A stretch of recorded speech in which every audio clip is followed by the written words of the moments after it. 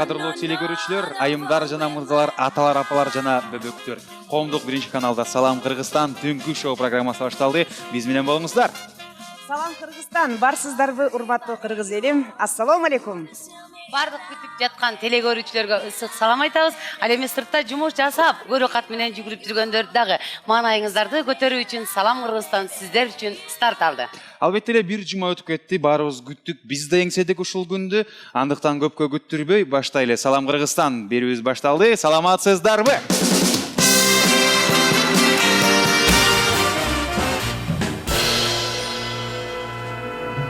Анда болсо келиңиздер урматтуу телекөрүүчүлөр, азыркы коногубуз ким деп сиздерге сыр болуп атса, биз коногубузду чакыралы дагы.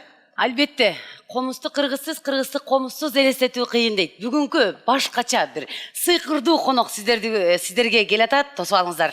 Кыргыздын сыймыгы, чыган жигит Дүйшөнбек уулу Закирди тосуп алыңыздар. Дүркүрөгөн кол чабыңыздар. Саламатсызбы, куш келипсиз.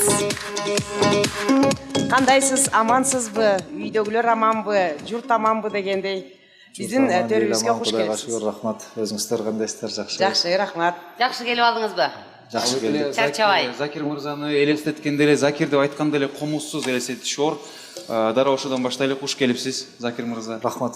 Акыркы учурларда албетте эле комузга болгон көңүл буруу, комуздун үйрөнгөнгө аракеттенебиз, бизди кубантып, жаш жигиттердин арасында, айымдардын арасында көп болуп аткан кез. Канча жылдан бери сиз комуз ойнойсуз? Канча жашыңыздан баштадыңыз? Рахмат. 4,5 жашыман баштап комуз ойнойм. Сахнага, кароо сынактарга 6 жашыман баштап чыга баштадым. Жалпысынан 22-23 жылдан бери комуз менен ойнойм. Өзүңүз канча жашка келдиңиз? Өзүм 28-де. 28-де.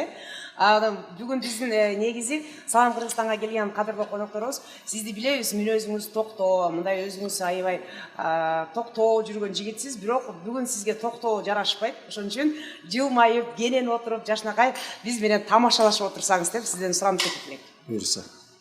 24 жылдан бери комуз менен жүрүштө эле бул оңой эмес. Анча мынча 24кө чыга элек. Комуз ойногондун ордуна айтып кетсеңиз, тажаган жоксузбу? Жок, тажата турган аспап эмес. Анткени улам биринин аркасынан бири кызыктуу болуп кете берет, жылдан жылга күйгө болгон түшүнүк келе берет. Башында баягы жаттап эле ойноп жүрсөң, кийин бара-бара ошол жаттап мурунку ойнолгон кайрыктарыңа түшүнүк жүргүзө баштайсың акырында. Андан кийин улам кызыгып, көрсөм мындай турбай деп, менимче бул өмүрүң өткөнгө чейин эле кызыгып, казып жүрүп эле өтүп кетебиз. Мунун тажай турган эч кандай эмес жок, наоборот, тескерисинче кызыгып. Бирок Закир мырза, сиз айтсаңыз, мен 4-5 жашыман баштап комуз ойной баштадым дедиңиз. Ал 4-5 жаштагы бала нанды нан дебей нана деп жүргөн убак болот. Ошол убакта сиз кантип колуңузга комуз алып, комузду үйрөндүңүз? Жана сиз комуз алышыңызга ким себепчи? Үйдө, үй бүлөмдө бардык эле бир туугандарым, 2 агам, эжем бар. Үйдүн эң кичүүсүмүн, кенжесимин. Атам, үйдөгүлөр баары ушу музыка жандуу, музыка жакшы көргөн, дастандар ырдашкан, күй черткен үй бүлөдөмүн. Андан кийин алардын ойногонун көрүп, кылгандарын карап жүрүп, туурап жүрүп эле кичинекей мен эле ушу тамтың баскандан баштап эле комуз сүйрөп баштагам. Ошентип жүрүп 4,5 жашымда күйлөрдү, обондорду аткарып Кыргызда жакшы ырым бар эмеспи? Ошо балам комузчу болсун деп кыйын комузчуну башын тиштетип коет да. Мен да кичинекей кезимде Алина эжекем да комуз күйлөрдү ойночу да. Мен канча тиштесем деле болбой койду да. Сизди дагы тиштетти эле ушинтип. Мен деле далай тиштеп калдым. Бу жерде тиштин издери калып, аппабак комуздун баштарын баары аппабак болуп калчу. Бул мындан пайда бар, зыян деп эч кандай айта албайм. Болгону микроб-сикробдор деле жугузуп албаса, андан тышкары деле музыканы түшүнө турган, кирип кете турган андай деле таасирлери жок болуш керек деп. Бул жөн эле ырым дейсиз, Ырым деп койсо. Анан айтсаңыз, мынакей бизде Кыргызстанда эми ар бир 5-чи же 6-чы кыргыз комузду ойнойт да. Чынын айтсак, мындай комузчуларыбыз көп. Бирок ушул комуз менен атак даңкка жетиш бул ар биринин колуна келбейт. Мисалы, мурда Самара эжекебиз Кыргызстанда кандай ошо комузду таанытып келсе, адан кийинки өспүрүмдөрдөн саналуу дагы Рахат деген мырза бар, анан жана сиз бар да. Башкалар чыгышына бул кандай бир сыры барбы? Эмне тоскоолдук болот? Комузчулар көп, бирок атактуулар аз да.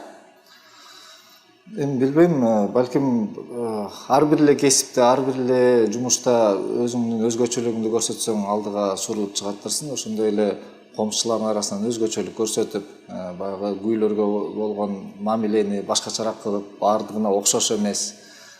Кичине балким ичиңде жан дүйнөңдө бир кайнап турган нерселер болсо, ошону сыртка через күү аркылуу чыгарып, кыскараак кол ойнотулса узунураак кол ойнотуп, ушундай бир нерселер менен Өзгөчө дегелектиптин баары эмгекте дейсиз. эмгекте, Анда анан ушул кийин жерден маңдайга эле жазган бактыңда, тагдырыңда алыс кетпей сиздин бир өзгөчөлүк бир сонун комузуңуз менен Мастер-класс кылбайсызбы? көргөзүп бербейсизби? Сиздер канакей достор кол чаап коюңуз.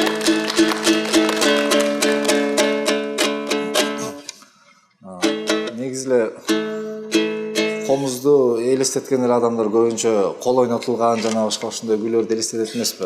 Негизи комузда андан башка жанагы алдында айткандай терең ойлуу, философиялык терең күүлөр деле көп. Анын баарын уга билиш керек, түшүнө билиш керек. Аларга ал деңгээлге жеткенге чейин бир кол ойноткон күүлөрдөн ойноп берейин. Атай Огонбаев атабыздын Ак тамак, көк тамак деген күүсү бар. Бул күүдө кичине кыскача айтып бербейм да. Айбандардын, чымчыктардын, канаттуу куштардын сайрашканын, бири-бири менен сайрашканын сүрөттөлөт да. Канат каккандары, негизги тарыхы бул аялы көк тамак, күйөөсү ак тамак. Таласта Кеңкол дарыянын жээгинде чынар теректин башында уялап ошол жерде жашашат экен. Анан кийин аял айтат, бул таласын салкын жер болот экен, мөмө жемиштер деле өсө бербейт. Андан көрөп түштүккө мына аксы жакка барып жашабайлы. Ошол жерде куштарга ылайыктуу жашоо жакшы экен ал жерде. Мөмө жемиштин түрлөрү өсөт, жылуу жер десе, күйөөсү ак тамак болбойт дейт. Мен бу жерден кетпейм. Каякта жашачу экен? Таласта жашайт экен. Ата бабам жерлеген жер, Манас атам жерлеген жер, бул жерден кетпейм деп анан экөө талашып тартышып отуруп, анан аял айтат, анда экөөбүз сайрашалы. Кимибиз жеңсек, жеңгенибиз менен кетели деп макул болуп, анан экөө сайрашмакчы болуп, анан күйөөсү баштайт. Сиз кожоюнсуз, сиз баштаңыз деп анан күйөөсү бир топко чейин сайрап, болгон өнөрүн көрсөткөндөн кийин аялы сайрап баштайт. Кайсы булбулдар бекен? Ак тамак, көк тамак. Ак тамак, көк тамак деген чымчыктарды булбул, балким торгой. Негизи муну Ниязал атабыз Жеңижок атабыз менен Көксүлө энебизге арнап чыгарганда, Жеңижок атабыз ошо таластан Аксыга кетип, ошол жакта жашоосун уланткан да. Ошол жөнүндө кийин Атай атабыз муну көркөмдөп, эки куштун сайрашканын. Анда угалы. Анан аялы жеңип алат күйөөсүн. Жеңиби? Ооба, кичине аял кишилер тилдүүрөөк келет эмеспи? Сайрап аял жеңип алат, ар кандай амалдарды жасайт. Канатын сындырып алып сүйрөп, булгурдан тиги кырга күйөөсүн ээрчитип алдап, күйөөсү да боорукерде, аялдын бир жери сынып калды окшойт деп ээрчип отуруп караса эле Аксыга жетип калышыптыр да. Ошондой күү. Жакшы тарыхы бар. Кол ойноткон жерлеринде ушундай жерлер келет, мынтип чыгып. Кол ойноткон жерлерчи, ошол жери сүрөттөлө болот. Чынар теректин башына чыгып, ак тамак, көк тамагы аялы. Оң түштүктү, түндүктү карап анан кийин түштүктү көздөй алып учуп кетет да. Негизи ошо күүдө баяндалган сүрөттөмөлөрдү кыскача айтып бердим. Биз элестетип туралы эми. Карагылачы, аксында рейм болот, алып кетип калат.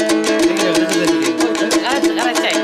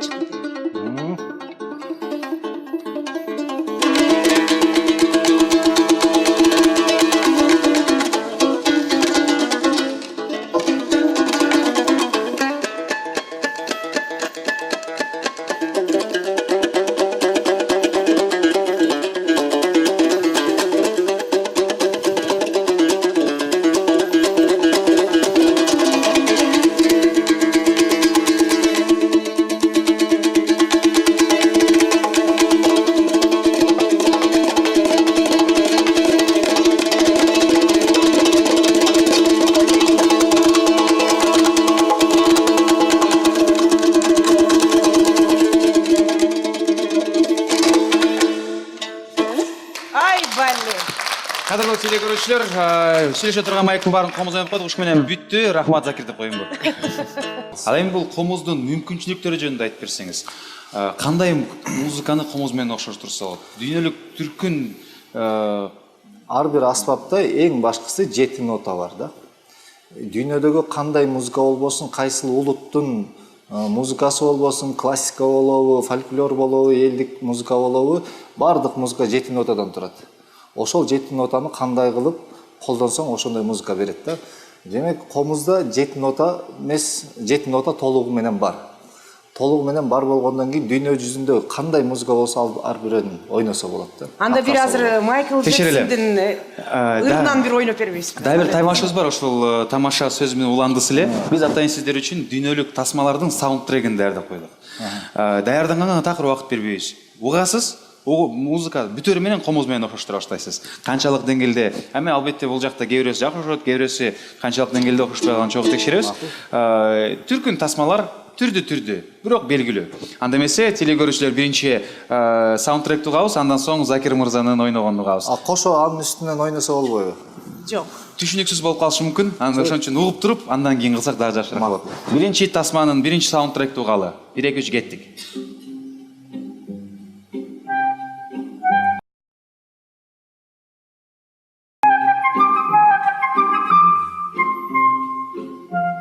Бирегиси автомобили. Албетте эле бул жакта эми үйлөмө аспап менен ойнотулган музыка канчалык деңгээлде окшошот экенин чогуу текшерели. Бир кол чаап койсоңуздар туугандар, комузду ар бир үчүн кулагын бурап туруш керек окшойт, байкап көрсөк.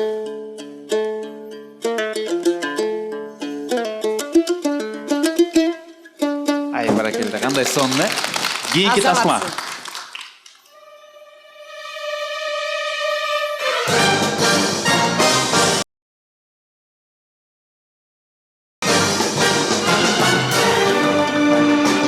Mission Impossible. 1 2 3, Закир мырза.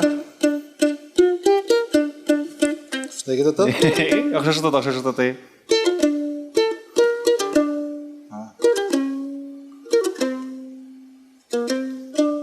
Баракелде, кийинки тасма. Бир аз окшошту.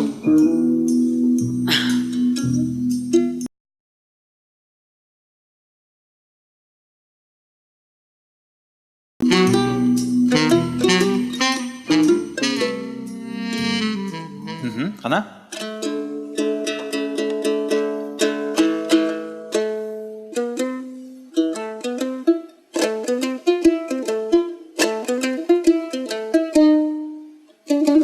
Албетте эле баары укмуш музыкага баа берген Ганс Зиммерге таандык болгон Black Pearl пираттар жөнүндө бир тасманын музыкасын угалды, андан соң ошону окшоштуралы. 1 2 3 угабыз.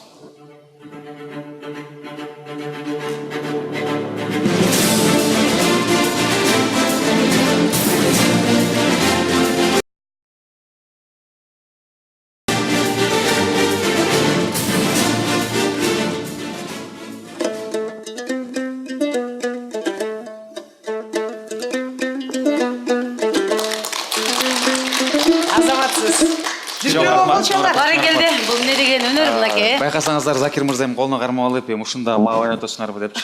Койгулачы. Закир мырза, айтсаңыз, сиз менен бир жолу биз алыс сапарга Орусияга барып, биздин кыргыз элине жашынакай талантыңызды тартып алып келдик элек. Ошондо мен 2009 беле 8 беле ушул жылдары болчу да. Анда сиз жап-жаш баласыз. Мен дагы ошондо сиздин талантыңызга таазим этип, ошондо бир айтып бердиңиз эле, канча деген грамота дипломдорум бар депчи. Азыркы жаштар Инстаграмда мынча подписчигим бар, миллион деп мактанса, сизде миллионго жакын грамота диплом деген бар болуш керек, э? Ошо дагы сыйлыктарыңыз дагы көбөйдү ошодон бери. Кайка барып дагы кандай кыргыздын желегин бийикке көтөрүп, кандай ийгиликтерди жеңип келдиңиз кыргыз үчүн? Эми жалпысынан 2 жолу 1-чи орун алгам, 1 жолу 3-чү орунду алгам. Анан 20 жолу баш байге. 20 жолу баш байге. Кол чабуулар. Ошолорду кайсы жактан алдыңыз? 20 баш байгенин 10дон ашык бир 12-13 республикалык, андан 2 эл аралык, 3 эл аралык, анан 1 дүйнөлүк. Дүйнөлүк.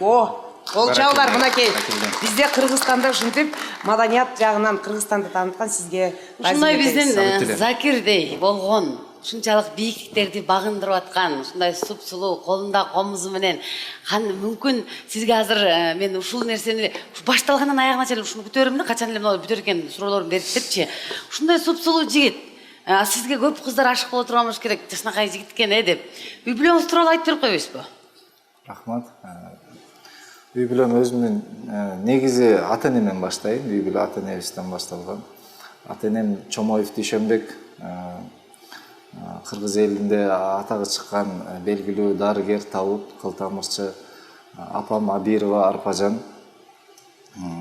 Атамдын ар дайым жанындагы кеңешчиси, жардамчысы, өкөн иш жүргөндү айтып атам. Медиктер өкөтөн. Анан кийин 4 тууганмын. 2 агам бар, Замирбек, Зайырбек деген. Анан жалгыз эжекем бар, Чолпон аттуу. Үйдүн эң кенжесимин мен. Анан бардыгы үйлөнүп жайланышкан. Анан алар туурап мен деле үйлөнүп жайландым. Менин Тина аттуу келинчегим жана Сумая деген улуу кызым бар. Быйыл 1-класста окуп атат. Андан кийин Сулайман жана Салават деген 2 эркек уулум бар. Баракелде. 3 наристенин атасысыз, Ушул убакыттан пайдаланып, Закир мырза, сиз азыр атаңыз айтып кеттиңиз, мынакей белгилүү дарыгер, табып депчи. Ушул жерден мен сизге ыраазычылык билдирип койсом болот. Сиздин атаңыздын колунан көптөгөн инсандардын катарында менин апам да дарыланып, ден соолугун чыңдап кеткен. Атаңызга бизден чоң салам айтып коюңуз. Албетте сөз айтып коем, абдан кубанычтамын. Эгер ошол кишинин колунан бир шыпа көргөн болсоңуздар. Айтсаңыз, көбүнчө эле балдар ата энесинин жолун жолдойт эмеспи? Сиздин атаңызды белгилүү дарыгер экен, эл журт билет экен. Эмнеге сиз дарыгер болгон жоксуз? Жана ошондой эле кандай дары менен дарылайт? Атамдын жолун жолдогон жокпуз деп айтпайм. Атам негизи өзү таланттуу болсо керек. Анткени бул нерсенин баары талантка байланыштуу. Кандай бир кесипте болбосун, анын талант менен, Анан ошо талант жагы балким бизге жеттиби, жетпей калдыбы билбейм, бирок туурап ойноп жүрөбүз.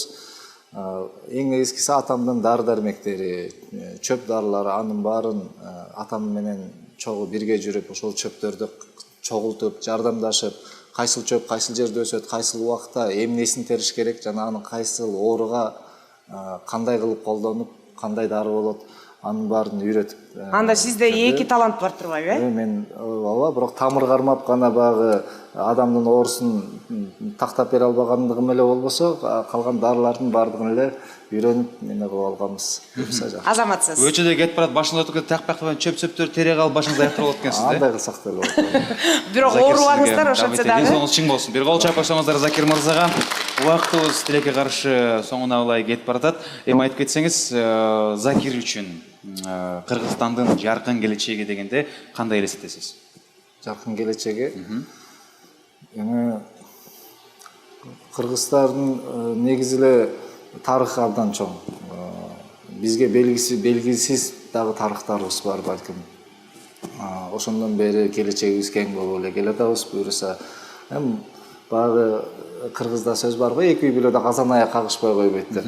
Ансыгарындай өлкөдө ар кандай кырдаалдар болбой койбойт, бирок Кыргызстандын келечеги абдан жаркын жана бийик, эң алдыдагы улуттардын бири болот деп ишенем. Анда эмесе жылдызды селфи алкышыңыздар менен.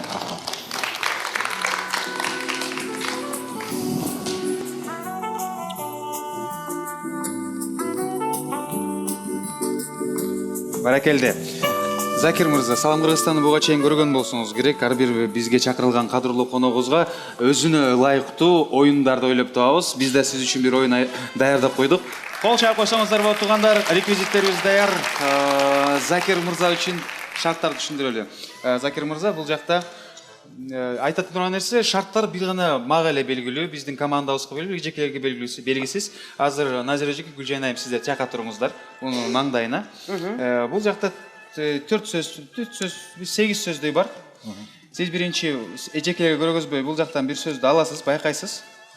Эмнени көрсөңүз, бул жандуу болушу мүмкүн, жансыз болушу мүмкүн, чоң бир маарека болушу мүмкүн. Ошону кандай көрсөңүз, ошондо бияка тартышыңыз керек болот.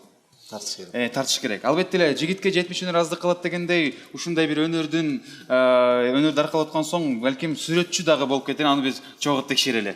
Ал эми эжекелер тартып аткан учурда эле бул эмне экенин табыш керек. Таптыбы, өчүрүп кийинкиге өтө беребиз. Аз убактыңыз бар, болгону 2 мүнөт. 2 мүнөт ичинде канчасын эжекеге түшүндүрүп бере аласыз, түшүндүрүп бере албайсыз, аны чогуу текшеребиз. Анда эмесе комузуңузду коюп турсаңыз болот бир ыңгайлуу жерге. Түшүнүктүү эле болушу шарт, Келиңиз сизге берели. Анда эмесе кол чабуулар жаңырсын. Биринчисин көргөзөлү сизге. Байкамай жок. Кеттик.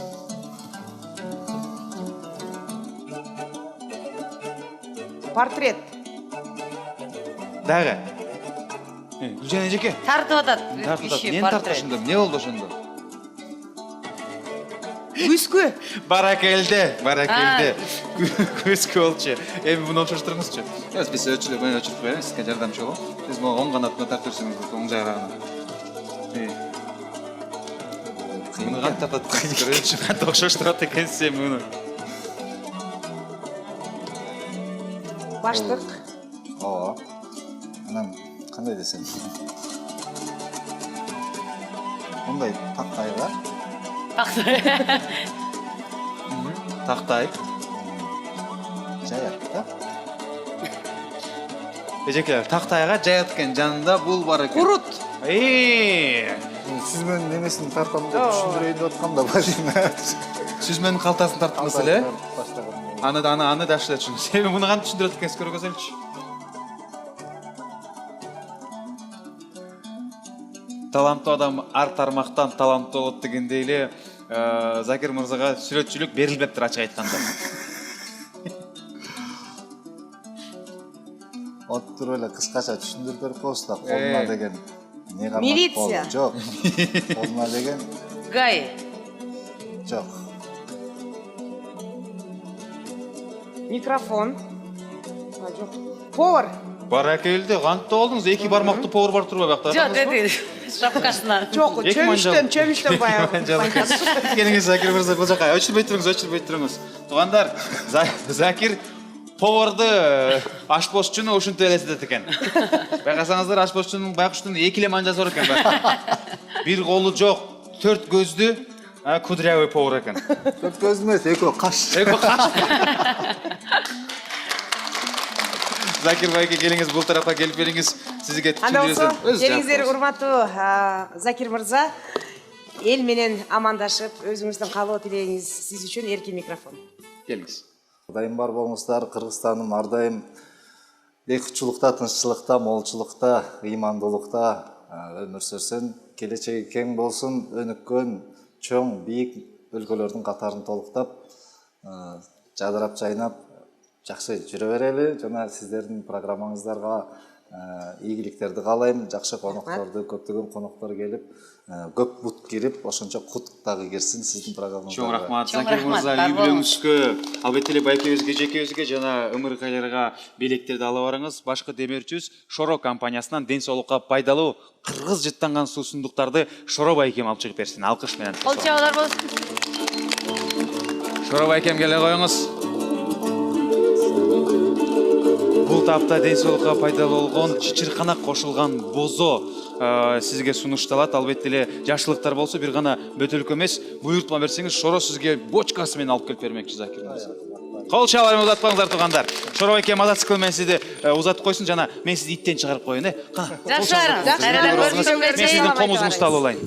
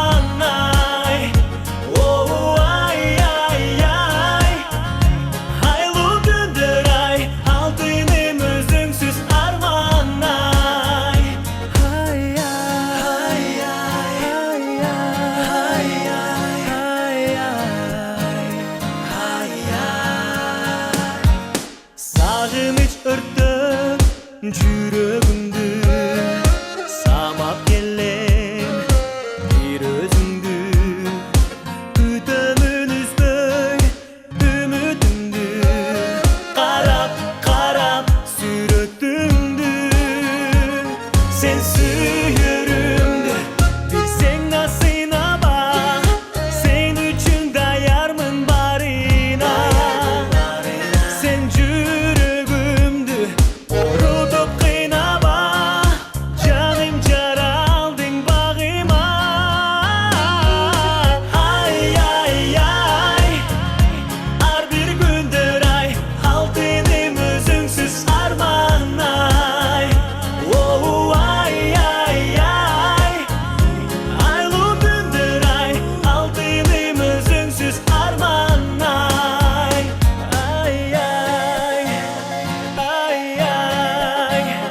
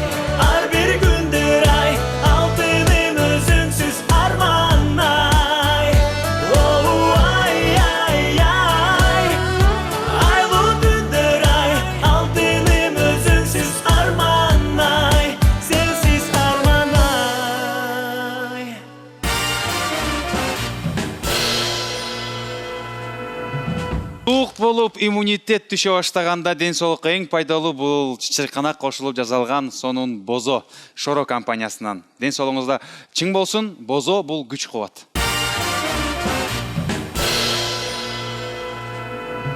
Мына ошентип биринчи коногубузду да узатып алдык, Ооба, экинчи конок бирок сенде. билесизби? Биринчи коногубуз кандай гана комузду, 3 кыл комузду тим эле жан киргизип ойноп атса, экинчи коногубуз дагы өзүнүн өзгөчө таланты менен кыргыз элинин оозуна алынып, кандай кереметтүү чыгармаларды ырдап, бул жигитибиз болсо ар дайым аккордеон асынып, ушунчалык бир таланттуу жигит экен. Кайсы ким келиптир? Айтпайм. Айтчы. Айтпайм. Санжар сен айта койчу эми бул эмне анча Адам сыргып баласынын атасың? эң кымбат болгон эне жөнүндө ырдаган ыры менен элдин алдына таанымал болгон таланттуу ырчы мырзабызды өзгөчө оригиналдуу аспабы менен чакырмакчыбыз. Ишен Назаров, салам Кыргызстанда. Ой, мен жакшы көргөн ырчым келип аткан турбайбы? Эми айтып эле койсоң болмокта. Саламатсызбы? Хош келипсиз. Келиңиз, отуруңуз. Кол чабыңар. Кол чаап коюңуздар, мен эң жакшы көргөн ырчым келген турбайбы. Кандайсыз? Агайым туугандар, Жакшы, рахмат. Ишен Назаров келип отурат. Алгачкы жолу Салам Кыргызстанга тушоо кесип атабыз. Ишен мырза, саламатсызбы? Саламатсызбы? Майрамыңыз менен куттуктайбыз. Рахмат, бирге болсун. Эмне майрам экен? Салам Кыргызстанга Куш келишип келипсиз. О, Биздин куттуу студиябыздын коногу болуп бир алгачкы жолу келип атыпсыз. Куш келипсиз. Чоң рахмат. Албетте эле эң алгач келгенде эле аккордеонуңуз менен чогуу келипсиз. Бул аккордеон эми? Баян эмес, э? Аккордеон. Аккордеон экен.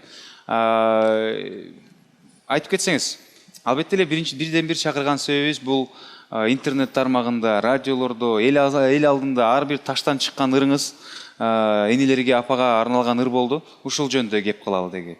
Көбүнчө орто муун, улуу муундун өкүлдөрү энеге болгон сүйүү, апага болгон мамиле жөнүндө ырдайт экен. Ал эми сиз канча жаштасыз өзүңүз деги?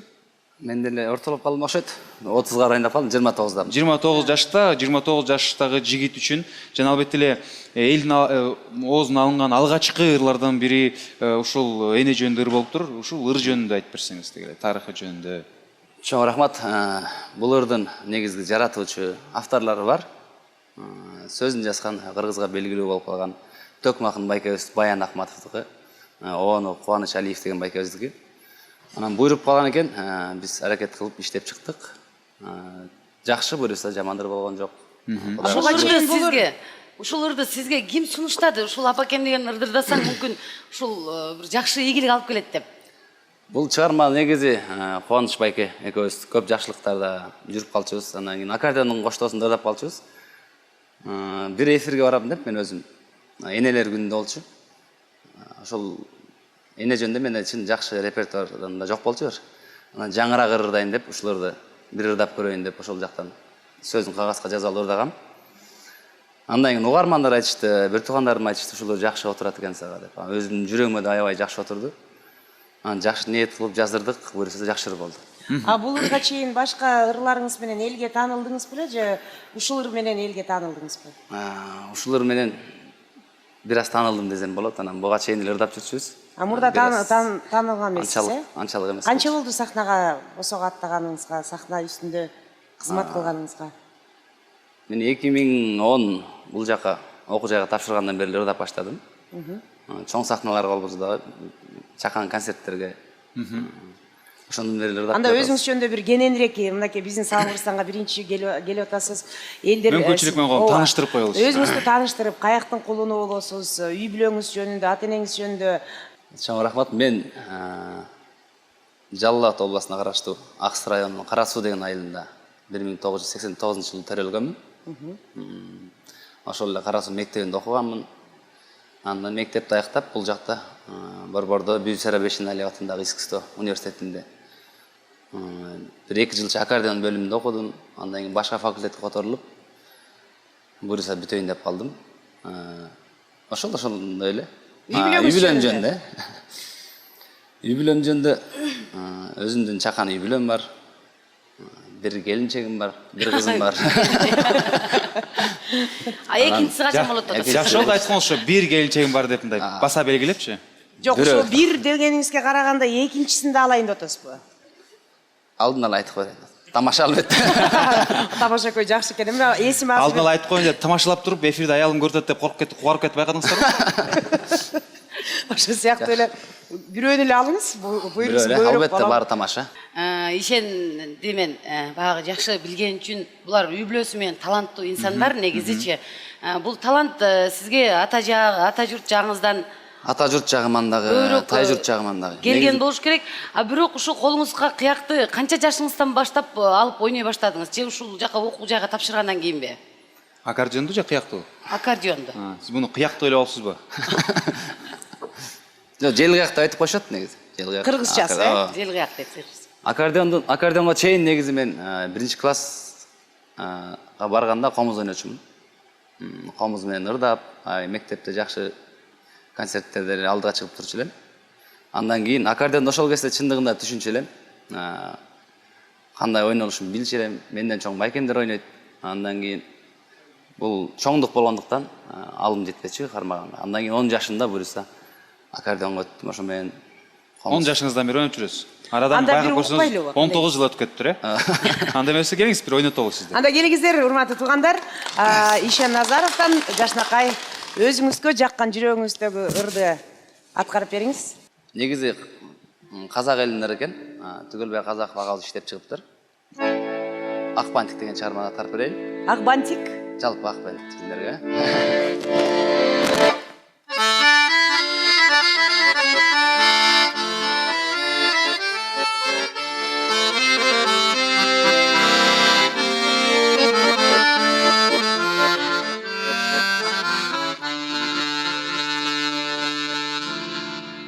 Esile kız elin bir kezde Şaçına akbantик baylagan Boy jetip ketipsin bu kezde Körkünü göz taşlap tanlalan Boy jetip ketipsin bu kezde Körkünü göz taşlap tanlalan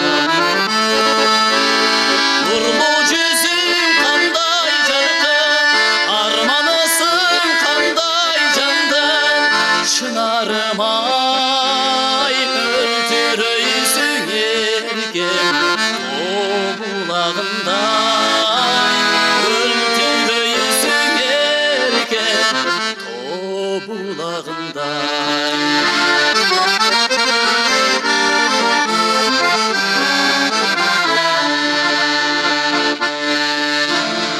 Yolcadat sozulup aldığında ардайым азғырар шоқ түлігім. Бой жетіп татына қыз болдым, шашында ақ бантик жоқ бүгін. Бой жетіп татына қыз болдым, шашында ақ бантик жоқ бүгін. Нұрлы жүзің қандай жарқын, арманысың қандай жандан.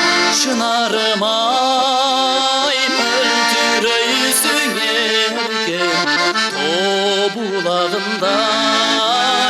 Мөлтірейсің ерген тобылағындай.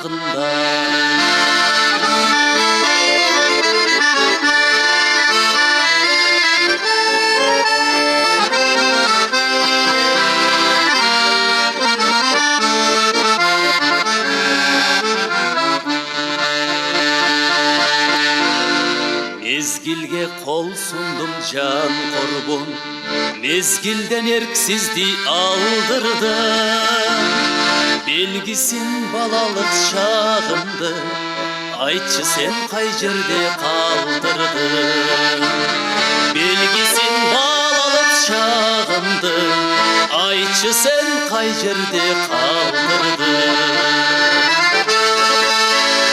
Nurlu yüzün kanday jarkın, armanısın kanday candan. Şınarım ay möltüreysin erken tobulağınday. Möltüreysin erken tobulağınday. Tobulağınday. Bari geldi. Жаша. Ишен Назаров сиздер үчүн Кол болот. чабыңыздар.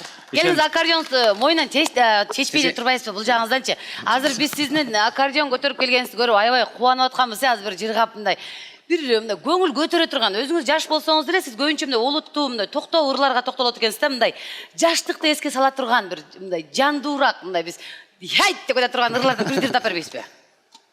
Чогурдабайлы анда. Егер билсек кошулуп турабыз, албетте билесиз, кана кээ кошулуп дагы бир Санжар, жүк сен болсун кошулсаң? деп кол чаап турабыз. Мындай кел. Баарыбыз билет болуш керек. Бек Борбиев агабыздын чыгармаларын ырдайлы шаңдыр аркылуу. Кел.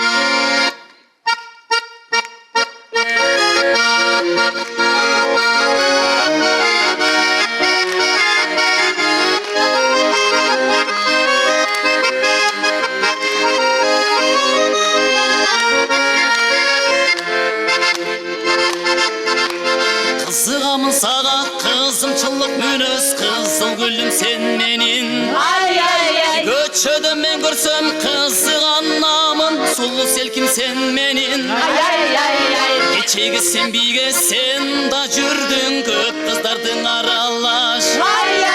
Көп жигитти кызыктыра сенин, ичке сыңду чүбелин. Del birim, ay ay ay ay, sensin menin del birim, ay ay ay, del birim, ay del birim. Çağlar olsun. Taqdırga tarınbaylı dostor ança. Ay ay ay. Bu күндө издесек да келбейт кайра. Ырдайлы таң атканча бизден кийин. О досум жок болорсуң, жетпей таңга, жок болорсуң, жетпей таңга. Оба мүлкү, ла ла ла ла ла ла. Оба мүлкү, жашоо мүлкү, ла ла ла ла ла ла. Оба мүлкү, ла ла ла ла ла ла. Кана досум созгунунду, ла ла ла ла ла ла.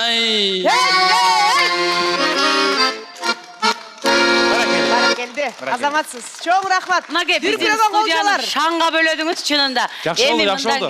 Буга чейинки ырыңызды укканда мен кайгырып кеткен болдум. Эмне кылабыз эми, кантип жашайбыз bundan кийин депчи. Жок, кайра кантип студиядагы шаңды көтөрөбүз дедик эле, мынакей өзүңүз кайра калыбына келтирип бердиңиз. Рахмат. Ай ишем о YouTube'да клипиң миллион болду, 2 миллион болду, 3 миллион дегенде ишендиңизби? өзүм көрүп жаттым, көрүп өзүм киргизгем деген алгач. Эң алгач өзүңүз киргиздиңиз, өзүңүздүн баракчаңыздан кирди, э? Өзүмдүн баракчамдан киргизгем. Канча болду азыр? Азыр 3,5 миллион болгон болуш керек. 3,5 миллион. Куттуктайбыз. Албетте эле бул чоң ийгилик, дүйнөлүк масштабта алганда кенеде Кыргызстаныбызда азыр Кыргызстандын ичинде 5 миллион адам бар болсо, 3 миллион, 3,5 миллион жолу сиздин клипиңиз көрүнүп калса, демек тең жарымдан көп жолу көрүп коюптур. Эми бул ыр өзгөчө бир жоопкерчилиги бар, албетте. Көп чакыруулар болуп аткандыр, ар түрдүү сунуштар болуп аткандыр. Деги эле ушул ырды ырдап чыктыңыз Баян мырза менен жана албетте эле дагы чогуу иштешкен инсандар менен мындан ары дагы чогуу иштеше турган ойлор барбы? Албетте бар. Ал байкелердин деле сөздөрү бар. Кийинки чыгарманы ушу ата жөнүндө иштеп берели деген. Ошолорду күтүп турабыз эми, же аларга илхам келбей атабы, же жакшы таба албай атышабы. Деби илхам ал жумуштар менен кетип калды илхам. Эми буну эмнеге сурап атабыз? Деги өзүңүз байкагандай ушул учурда олуттуу ырлардын аябай оозго алып белгилүү болуп кетишинин деги статистика боюнча көргөзгүчү жеңил жейпи ырларга караганда бир аз азыраак. Эй, сүйүү, махаббат, ар жак бер жак дегендерде, жаным, сүйөм, күйөм, сенсиз болбойм деген ырлар көп. Деги эле өзүңүздүн оюңуз кандай? Ыр кандай болуш керек? Жеке Ишен Назаровдун ою боюнча. Ыр бирок жеңил ыр десең, жеңил ырлардын да угармандары бар албетте. Кандай болуш керек? Жакшы эле болуш керек ырлар. Жок, деги эле айта турган нерсе, сиздин оюңуз кандай? Көпчүлүктө ушул адамдарды ырды укканда кээ бирөө мындай түрдүү ойлору чыгат. Албетте тарбиялык мааниси болуш керек биринчи чыгарма жазып атканда. Биз апакемдики Кудайга шүгүр болуптур. Жакшы чалуулар да болду, чет жактан чалгандар болду. Мен ушул ырды уккандан кийин апам менен таарынышып жүрөт элем. Буюрса мен Кыргызстанга барып, сизди чакырып ушулар менен апамды коноктоп таарынышымды жазам деп атат да. Анткени алдыктан бул бизге сүйүнүч, ушундай жакшы жака болсо. Ошондой эле болсун, ошондой эле болсун. Өзүңүздүн апаңыз кандай сизге батасын берди? Көп эле апалар сизге батасын берип, ыраазычылыгын билгизип атса керек. Өз эне деген өз эне да сизге кандай сезимдерин айтты? Апама эң биринчи эле туугандарыма, өзүмдүн апама ырдап берип жүрдүм. Аранжировка ыр 5 жаштарда электим. Жоңгон аккордеон коштосунда аябай көп ырдап бердим. Батасын албетте берип атты. Бирок эч апамма тике карап да ырдай албай, өзүнчө башкача сезип жанында ырдап атканда. Андан кийин жана видео тарап кеткен. Бир тойдо мен ырдап. Ошол видеону апама коюп берсем, апам отуруп ыйлап, жанында кошо мен да ыйладым. Мен дагы биринчи укканда аябай ыйлагам көргөндөчү. Аябай, деги эле YouTube'да ошол сиз бир жакшылыкты ырдап аткан видеоңуз клиптегиден да көрүү окшойт, көргөндөрү. Анткени клип жаңы эле тартылып бүтүп, эми телевиденияга берип аткан балда жакшылык барып калып, ошол видео тарап кетти. Видео тарап кеткен, Эми айтсаңыз, бул өзүнчө бир деги эле кандай сезимдер болот экен? Буга чейин өзүңүз айттыңыз, ырдап жүрдүк. Кээ бирөөсү жакшы болот, кээ бирөөсү жакшы болбой атты. Өзүңүзгө кандай сездиңиз? Бул ыр эл популярдуу болоптур, эл угаттыр деген эң биринчи эффект кандай болду? Биринчи өзүмө ишене албай, түшүмбү дагы деп кеттим кээде. Бул видеону жайгаштырганда эле бир күн кечинде киргиздим да ушул жана ыйлаган видеону. Ага чейин чыга элек болчу да. Андан кийин киргизип туруш эртең менен турсам эле телефонго смстер келиптир, аябай толуп кетиптир. Ар ким киргизип, мага өзүмдөн WhatsApp'тан да кыскараак кылып, кыркып, смайлик ыйлаган сүрөтүн коюп, толуп калды да телефон. Чалгандар аябай көп, ырды сурагандар көп. Чындыгында 5 күн жооп бере албай калдым көп кишилерге. Телефон кармап отуруп, башым аябай ооруп кетти. Бирок сиз ушул ырыңыздын аркасында менин оюмча көптөгөн жигиттердин, кыздардын да жан дүйнөсүн ойготтуңуз. Апасына болгон сезимин бир булкуп ойготуп кеттиңиз. Өзүңүзгө бул ырдын аркасынан популярдуулук да келди. Ишен Назаров деген Кыргызстанга таанылып калды.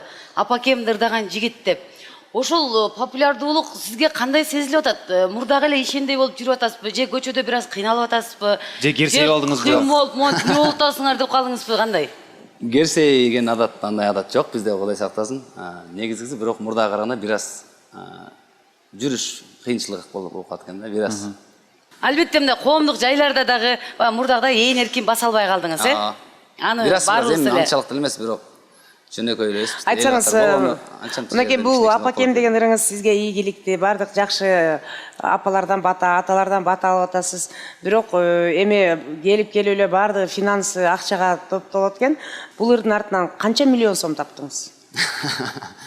Миллион. Үй алдыңызбы же бир ошо? Буюрса жакшы. Былтыр бул ыр кечкүз чыгып калган. Сезон деп коелу, тойдон кийин чыккан. Жакшы эле болгон, Кудайга шүгүр болуп келатты. Темир тулпарлуу болдум. Ушулардын аркасы менен. Азыр айтсаңыз, бул эми бул ырыңыздагы мындай Берекелүү болсун деп. Берекелүү болсун, буйруса. Анан бизге азыр тойлордо карасаңыз, жар-жарчылар көбөйүп кетти. Жар менен жаштарды киргизет. Ушундай модага айланды дегендей. Апа, мисалы мен өзүм апамдын ошо сиздин ырыңыздан кийин кеч угуп калдым да. Былтыр биз дагы апамдын 70 жылдыгын тоюн бергенде сиздин ырыңыз анан кийин чыгып калды да, ноябрда болчу да, ошол кийин угуп калдык. Анан ошондо ай ушул ыр менен Ишен Назаров жетелеп апам менен кирсе деп ушинтип ушундай мода болуп кетти да, азыр сизди ушинтип чакырып атышат. Ошондой болуп атат. Сиз жетелеп алып киресиз. Апалардын жар-жарчысы. Юбилейдин королу болуп калдыңыз. апалардын жар-жарчысы болуп атыптыр. Анда эмесе Ишен мырза, сиз менен бул алгачкы эле берүүбүз болду. Буйруса сезонубуз уланып, сиздин дагы ата деп чыгып, жезде деп чыгып, байке деп чыгып, балким андан соң бир тамашалуу братуха деген ырыңыз чыгат дегендейчи. Анын баары алдыда буйруса. Убактыңызга ыраазычылыгыбызды билдиребиз. Бүгүнкү биздин маегибиз соңуна келип жетти. Ишен Назаров жооп берип кетсин. Салам Кыргызстандын салттуу суроосуна элибиздин, жерибиздин, мамлекетибиздин жаркын келечегин кандай элестетесиз? Мамлекетибиздин жаркын келечегин албетте жакшы элестетем. Кудайга шүгүр, жаратылышыбыз бар, кооз жерлерибиз бар. Ошону өзүбүздөн болот бардык нерсе. Жакшы сактап, жакшы көз караш менен карасак. Жаркын келечегибиз сактап калууда болот дейсиз, сактап калуу сонун болот. Чоң рахмат. Жылдыздуу селфи Ишен Назаров менен. Сиз бияка туруңуз.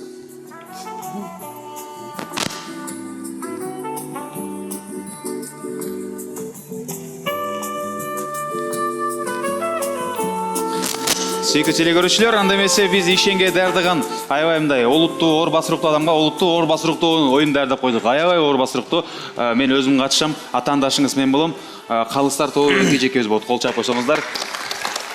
Ардактуу телекөрүүчүлөр, реквизиттерибиз даптар, сөз бергенде аябай олуттуу оюндарыбыздын арасынан эң оор басыруктуу оюн деп койгон. Кандай дегенде болгон салмагыбыз менен басабыз. Ким атаандашынын бул топторун жарып бүтсө ошол утат. Бир тарабынан жаргыча, экинчи бутуң алып катыш керек, болду ошол эле. Анда эмесе ийгилик каалайм сизге. Бетке тепмей жога. 1, 2, 3, баштадык. Барекелде, давай, Ишен. Молодец, давай. Давай, Ишен. Хоп! Тарт. Haydi. Diskoteka kılbağla. Diskoteka kılbağla. Жигит көзгө карап.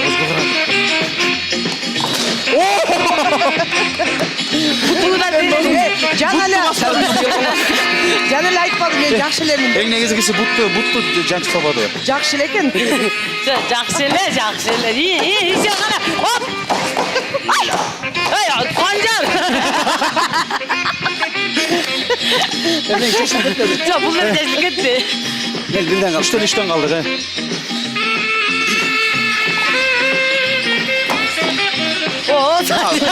Sonuç üzere, unutmayınız. Ne olabilir?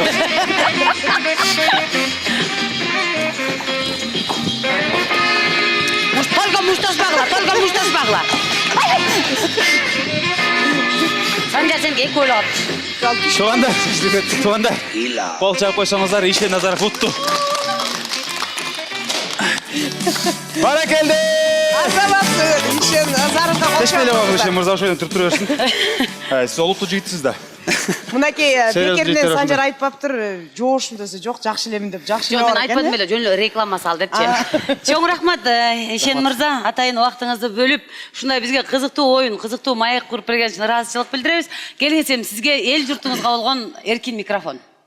Чоң рахмат. Биринчиден сиздерге терең ыраазычылык, ушундай жакшы эфирге чакырганыңыздарга ийгилик каалайм.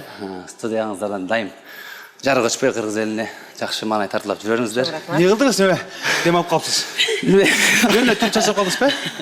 Жалпы кыргыз элинде аманчылык болсун, токчулук болсун. Жашасын Кыргызстан. Алтындаган апаңызга үй бүлөңүзгө биздин башкы демөөрчү Шоро компаниясынан ден соолукка пайдалуу суусундуктарды Шоро эке алып чыгып берсин. Кол чабалар. Санжар, Назира эже, муну башында эле ушинтип секирип атсак жакшы эфир болмок экен дагы. Анда болсо, Ишен мырза, бул бардыгы сизге үй бүлөңүзгө алып барып оститип коюңуз. Эгерде той берип калсаңыз, үйүңүзгө жакшылыкка конок чакырсаңыз, эшикте Шоро сатылбай калды деп кабатыр болбоңуз. Бочкасы менен эле бир телефон кылып койсоңуз апарып беребиз. Болду, чоң рахмат. Чоң рахмат, бар болуңуз. Сизге чоң ыраазычылык, чыгармачылыгыңызга ийгилик каалайбыз. Азыр биздин Шоро байкебиз сизди өзү мотоциклине түшүрүп алат дагы үйүңүзгө жеткирип, келин пайшанын колуна тапшырып келет. Бирөөсүн эле. Жакшы бар. Рахмат.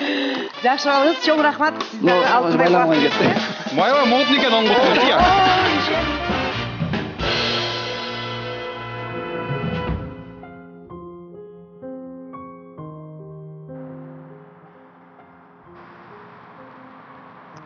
Күн суук болуп кетти. Такыр киши жок, Айтпа.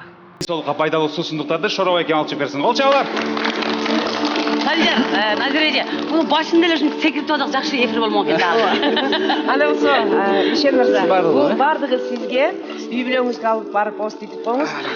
Эгерде той берип калсаңыз, үйүңүзгө жакшылыкка конок чакырсаңыз, эшикте Шоро сатылбай калды деп кабатыр болбоңуз.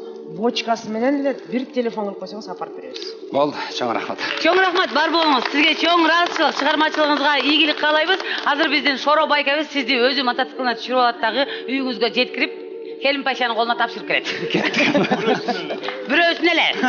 Жакшы бар. Рахмат. Жакшы болуңуз, чоң рахмат. Сиздерге Байламай кетти. Майва модный экен оңгуту.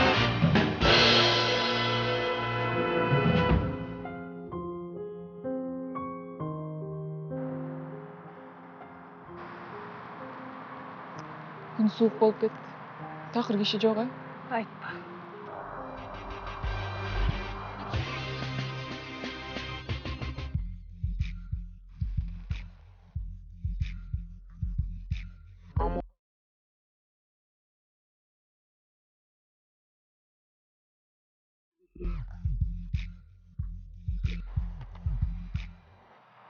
Бул ким? Уккан жок белем. Бул эже деген тойдо иштейт. X gon' give it to you. Wait for you to get it on your own. X gon' deliver to you. Knock, knock, open up the door, it's real. With the knock, Шоро теперь и на вашем тое. go hard, getting busy with it. I got such a good. Айымдардын баары сулуу. Анын арасынан өзүн каранган, чачын таранган айымдар андан да сулуу болот. Сулуу болгуңуздар келсе, меримге барыңыздар. Туура айтасың, менин кесиптешим туп-туура айтты. Андай болсо, дагы адамдагы сулуулукка жакшы кийим керек. Астыңкы даректерге кайрылсаңыздар, эң сонун кийим, модный кийимдер, мощный кийим